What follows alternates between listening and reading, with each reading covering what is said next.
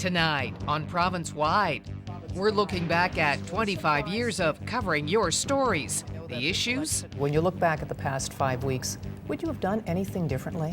Oh, you always would do some things differently. The many people we've talked to. Americans would kill to have this. And we're taking you behind the scenes to see how our crew puts it all together every week. It's one of those programs that you can work on and actually see the direct benefit of your effort. What makes ProvinceWide the longest continuous running locally produced current affairs show in Canada.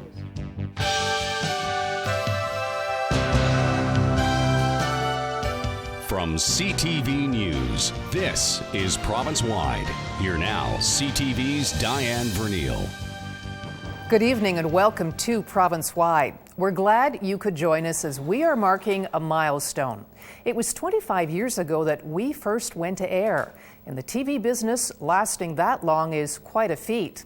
Tonight, we are dusting off all those old videotapes and having a look back at the issues, the people, and we're even taking you behind the scenes. First up, how it all got started and the stories that we've told you. When ProvinceWide debuted in 1985, this is what we looked like. After a few years of reporting, I approached then program manager Don Wilcox with an idea for a current affairs show. It was really exciting to think that we could put a half-hour program together that would allow anybody watching in that broad coverage area to feel that CKCO was their television station. Our goal was to feature high-profile newsmakers and something different for our viewers. Using new technology, our guests were linked up, allowing for lively debates. I think the way they've gone about implementing the GST is a complete mess. It's like the gang that couldn't shoot straight. Of course, when you're working on an anniversary show, there's an endless stack of old videotapes you have to screen. In fact, 25 years worth. And it's interesting to see what's mattered to us over the years. Back in the mid-'80s, zebra mussels threatened Ontario waterways, while Sunday shopping threatened family values. I think the place on Sunday for people is in their homes with their family or out in outings, not in a retail store shopping. Nowadays, no one seems to care too much about Sunday shopping, but you'll still hear people griping about the goods and services tax. Here's Finance Minister Michael Wilson giving us a sales job. We'll also be able to get the deficit down better with the GST so that we can afford the programs that Canadians value. In the 80s, we also did lots of stories on free trade, with Canadians unsure of what it would bring. The much younger, liberal Sheila Copps thought she knew. We will be facing integration of our social programs. We will be facing integration of our environmental standards. We will have decisions about Canada's future made in Washington and not in Ottawa. Free trade is still with us. Sheila Copps, as an MP, is not.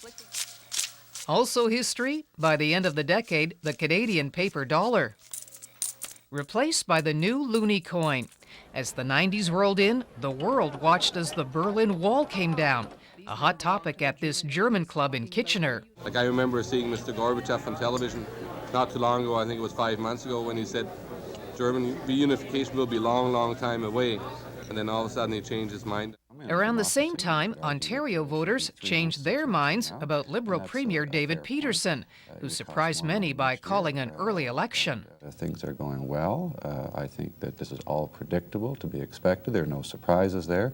And I'm very optimistic about the results of the campaign. Well, it turns out there were a few surprises. The Liberals were turfed out, and the NDP under Bob Rae came to power for the first time in Ontario, and soon took a gamble on casinos, which turned out to be a big hit. Just as popular in the early 90s, cross-border shopping. We went stateside but didn't find any bargains. We bought house brands, generic brands, we bought off brands. We bought brands you've never ever heard of.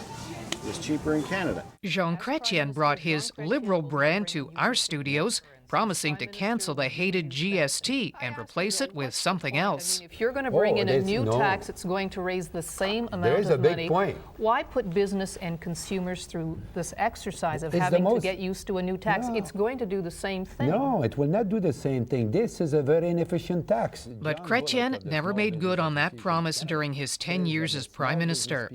Preston Manning never got to be Prime Minister, but it didn't stop him from making promises. Well, that's the problem. I think the priority first has to be to get the deficit and get the spending curve headed down. We interviewed the Reform Party leader a number of times over the years until he took a big gamble, creating the Canadian Alliance, hoping to attract a bigger base. If there is another person who emerges to lead this movement, can you live with that?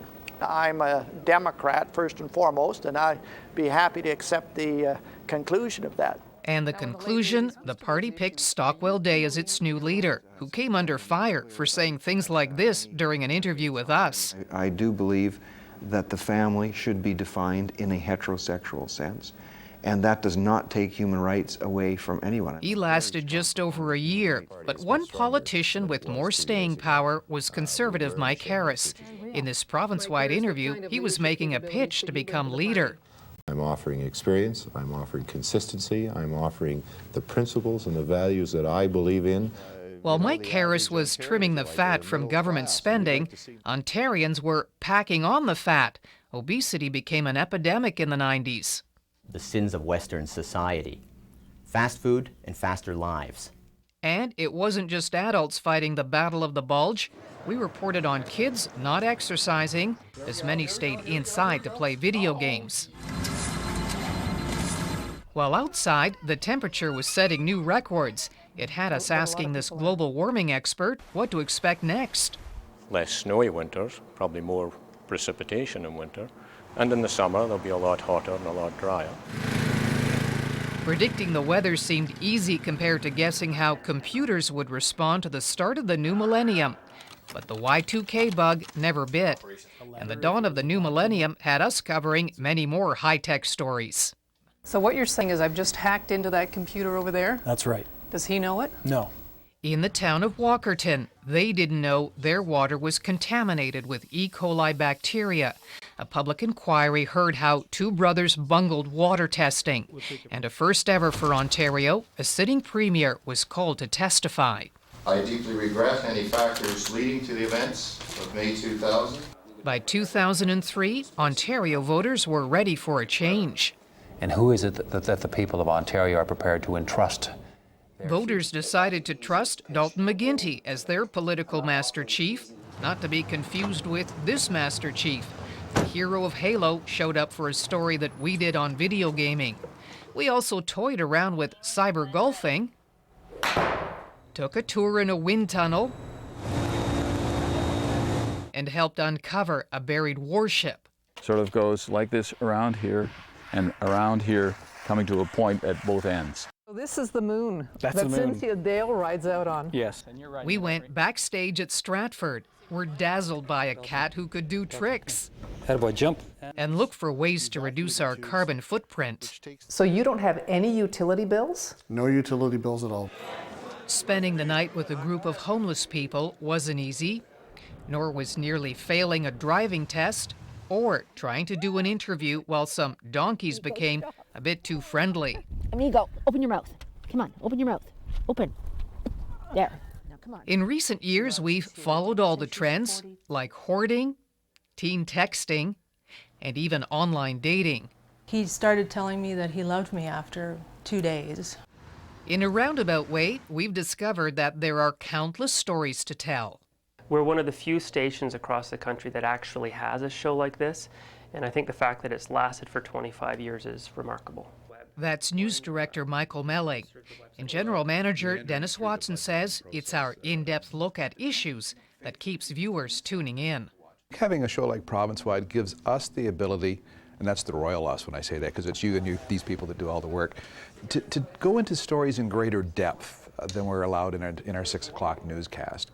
So we can get to the meat of the issue, we can really discuss it from both sides, and give the public a true explanation of the big story of the week. Well, we did the math, and in 25 years, we figure we've done over 1,000 episodes of ProvinceWide and interviewed over 5,000 people.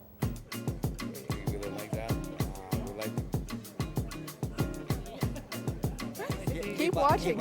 Keep up the good work. Another 25. Well, like all good politicians, I brought a certificate from the province. That's great, because I love certificates. Yeah. You've certainly provided very fair coverage, and it's always been very professional. Congratulations on your 25 years. I had no idea that Daiene was 25 years old. Still ahead, who made it onto our list of the most memorable people we've interviewed? See the famous and the infamous. Seeing a gun for the first time from someone who's threatening you with it, that really must shake them. That's coming up on ProvinceWide. We return to ProvinceWide. Here again, CTV's Daiene Vernile. It's our birthday here at ProvinceWide. We are turning 25. We've shown you some of the important stories that we've covered along the way, and there have been some very interesting people that we've met. Here are a few that stand out for us. I was visiting in the last summer 8 provinces. One great thing about this job is that you get to meet lots of important and famous people. The politicians all want to get on TV, especially at election time. When you look back at the past 5 weeks, would you have done anything differently? Oh, you always would do some things differently. Well, Harper is an old pro at TV, someone who was fairly new to the spotlight back in 1988, was Olympic boxer Lennox Lewis. Raised in Kitchener, why he got into boxing? I got into it because I used to get into a lot of fights at school. And after the 3rd time getting the strap by a principal, he said, you better get into a contact sport, such as boxing. In the book business, Dave Chilton is a heavyweight. Here he is in 1989 in some old footage, just before sales of The Wealthy Barber took off. What we tried to do with The Wealthy Barber was create a story that had high entertainment value, something that you would want to read the entire book and not just the first 10 pages. The book made him wealthy. It's still Canada's all-time top-selling financial planning book. Another rags to riches story featured Chris Haney and Scott Abbott, the masterminds behind the Trivial Pursuit board game. We had no idea it would become a cultural craze. And they had no idea it would make them multi-millionaires. Another famous Canadian we interviewed was Rick Hansen, who wheeled 40,000 kilometers around the world to raise awareness for people with disabilities. We caught up with him on a snowy day just outside Guelph. I want to say thanks to everybody for just making us feel right at home back home in Canada and all throughout southwestern Ontario. Former U.S. President Jimmy Carter came to build a home in Kitchener, aiding Habitat for Humanity. Can't really do much about teenage pregnancy or juvenile delinquency or school dropouts or lack of health care without people having a decent place to live. While some people inspired us, others made us laugh, like veteran comedian Dave Broadfoot. But he told us he doesn't laugh at today's comedians who use potty mouth on stage. I think it as being mindless and gross and just plain obscene, and there's no point to it. A couple of other comics who keep it clean are the Smothers Brothers. On a visit to Kitchener in 2000, we asked who their mother really liked best. Well, I'll tell you, our mother was asked that late in her life, and she said, who did you like best? And she said, I didn't like either one of them. I preferred my daughter Sherry. Gordon Lightfoot is another big name we talked to. He was in Kitchener for a tribute show for country entertainer Gordy Tapp. It's one of the first jobs I ever had was as a backup singer.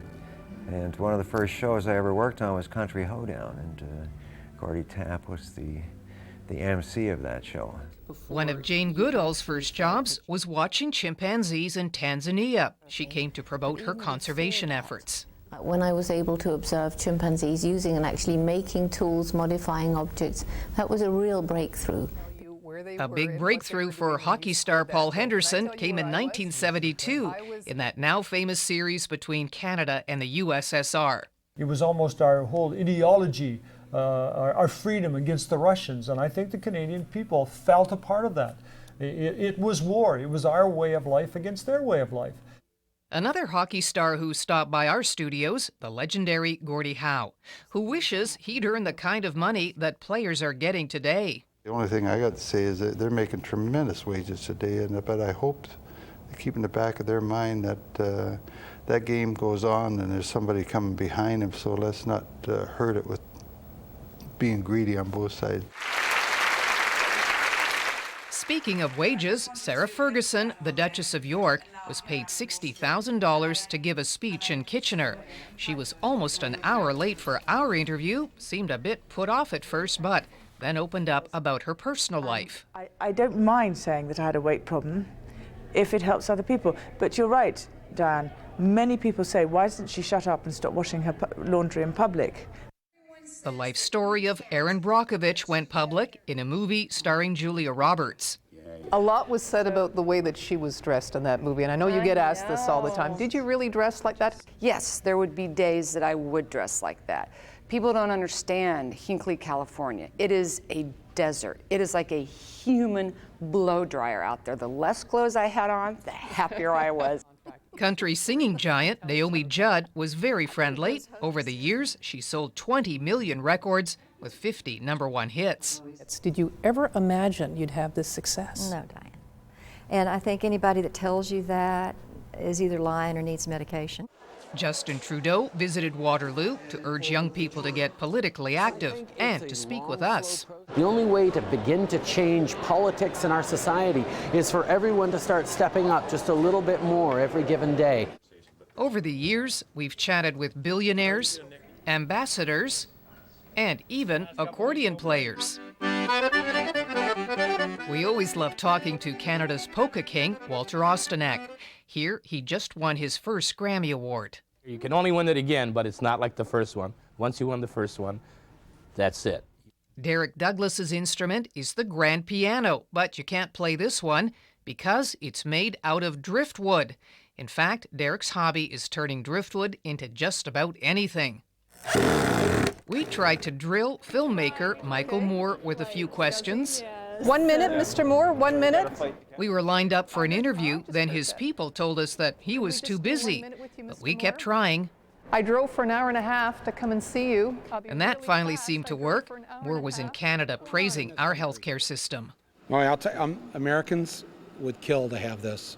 Seriously, if they knew just how good this was. I need that back. While Michael Moore pretended to steal my health card, Mickey MacArthur was doing time for stealing money from banks across Ontario. He wrote a book about his escapades. In this jailhouse interview, he told us that his only regret was scaring bank tellers. When I think back, I remember a couple of faces that I seen on tellers when I went into the banks. And you try not to remember those things, but MacArthur swore to us that he was done with crime, but just after getting out of jail in 1994, he robbed a bank in Port Perry, shooting and wounding a couple of cops. The smooth-talking career gangster is back behind bars. Now, I'm often asked if I have an all-time favorite interview, and my answer is yes, the one I'm doing that day. When people are willing to tell you their stories, whether they're famous or infamous, there's something irresistible about listening. Still ahead, we're pulling back the curtain. See how we put the show together every week. Well, for me, it's a really amazing opportunity. It's a pleasure to be working on a show that's celebrating its 25th anniversary. That's coming up on ProvinceWide. From CTV News, ProvinceWide continues. Here again is Daiene Vernile. Tonight we are celebrating 25 years on the air here at ProvinceWide. We've shown you the memorable stories and the people in the news. Now some folks who actually make the news behind the scenes. Here now, CTV's Daiene Vernile. Good evening and welcome to ProvinceWide. This is what you see at home, information being delivered from our ProvinceWide studio. But behind the scenes, there's a team of professionals who work hard to piece the show together every week. Take one, camera two shot. Calvin is our main director. He's been at the helm since the start 25 years ago. During our studio segments, Cal calls the shots, guiding us from start to finish. It's been a real pleasure working on this show, Daiene. It's hard to come up with something consistent for 1 year, let alone 25 years, and the quality of the show has always been first rate.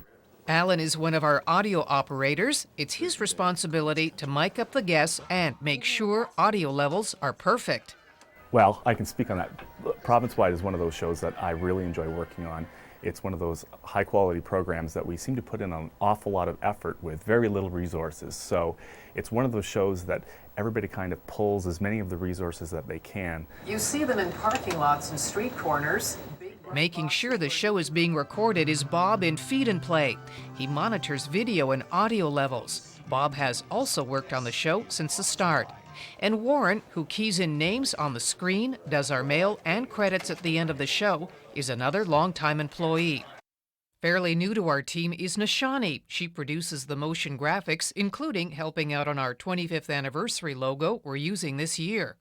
For me, it's a really amazing opportunity. It's a pleasure to be working on a show that's celebrating its 25th anniversary. Amanda is also new to the team. She's managing our new website, allowing viewers to screen our stories after they've aired. It's really exciting to have been able to be part of sort of revamping the website as ProvinceWide was celebrating its 25th anniversary. I think it's very exciting that at the same time as we're marking an anniversary, we're still doing new things for the show. It came as no surprise to political watchers. One of the toughest jobs belongs to Alex, our main editor. After all the individual elements are recorded, it's his job to piece it all together. Other editors pitch in, but Alex handles the main load. Well, congratulations, and I'm looking forward to the 50th anniversary. And the main shooting load, recording many of our field segments over the past quarter century, is cameraman Brian, or Buck as he's known around the station. He's been at my side for 25 years, but prefers to stay behind the camera. Buck's work is consistently stellar, and he's always in a good mood. The special town hall meeting. Now, a couple of times a year, the whole gang goes on the road to produce town hall specials. Now, on location from the Cambridge Center Mall in Cambridge, here is CKCO's Daiene Vernile. We've tackled controversial topics such as the topless debate. I've been topless myself in public, and I don't care what other people think. The difficult issue of family violence. How did his abuse manifest itself? What did you see? The only form of abuse that I could really see with my brother was a control. And recently, we probed the issue of life after downsizing. Give us a typical profile of a person you've seen this past year who has lost their job. Over the years, ProvinceWide and our specials have been recognized for excellence in journalism. Last year, we won an International Edward R. Murrow Award. And for 2 consecutive years, we were named the best news information program in Canada. Most people... Well, it's a good thing no one was judging hairstyles back when we started. The 1980s saw big hair and matching big shoulder pads. In time, the hair became more subdued and shorter, until finally I settled on this current style. I really don't give it too much thought, but my viewers sure do like to let me know what they think. And what you think matters to us, so stay tuned for information on how to reach us. That's coming up on ProvinceWide.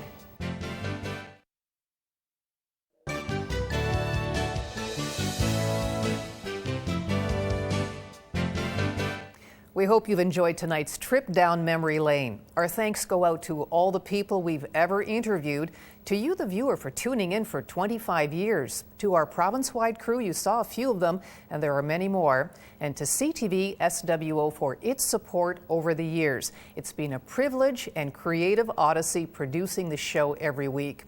Now, if you want to let us know what you think, here's how you can reach us. By email, provincewide@swo.ctv.ca. You can also watch segments from tonight's show at swo.ctv.ca. Click on the ProvinceWide icon. Thank you for watching. I'm Daiene Vernile, and we are back next week with the latest issues province-wide. Good night.